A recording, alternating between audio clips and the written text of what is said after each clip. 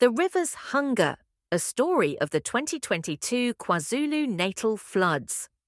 The rain began not as drops, but as a curtain, a solid sheet of water that blurred the world beyond the window of Mama Nandi's small house in Molweni, in the verdant hills above Durban.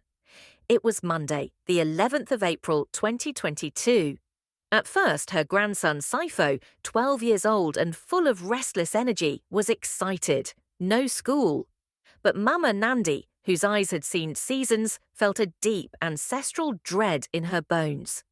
"This is not rain, Mitanami," she said, watching the brown trickle in the gully behind their house become a torrent. "This is the river remembering it was once an ocean." By nightfall, the drumming on the tin roof was deafening. The power died, plunging them into a darkness filled with roaring water and new terrifying sounds. The grinding groan of earth, the crack of timber, and distant muffled screams that were not human but were made by humans. "We must go to the high ground," Mama Nandi insisted, her voice calm but firm. Sifo, clutching his school backpack filled with his prize soccer jersey and a photograph of his parents, who worked in Johannesburg, just nodded, his bravado washed away. They never made it to the door. With a sound like the world tearing, the hillside behind their house gave way. A wall of mud, rocks, and uprooted trees slammed into the back room, swallowing it whole. The house lurched. Mama Nandi pushed Sifo towards the front window as the floor tilted. "Out, now!" They scrambled through the window into the icy, waist-deep chaos outside. Their street was now a furious river, carrying furniture, cars, and unimaginable debris.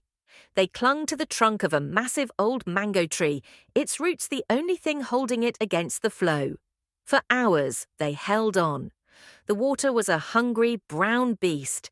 They saw Mrs. Delamony from 2 doors down swept past, clinging to a mattress, her eyes wide with a silent scream before she vanished around a bend. They saw a minibus taxi, the communal backbone of their community, tossed like a toy, its headlights still eerily glowing underwater. Sifo wept with cold and fear. Mama Nandi, her strength ebbing, began to sing. It was an old isiZulu hymn, her voice thin but steady against the storm's fury. "Nkosi, Sikelel Africa." God bless Africa. Dawn broke on a scene of apocalyptic ruin. The rain had eased to a drizzle, revealing a world rearranged by violence. Where homes once stood were gorges of raw earth. The tarred road was a broken spine, dangling over a new canyon. The air smelled of mud, diesel, and decay.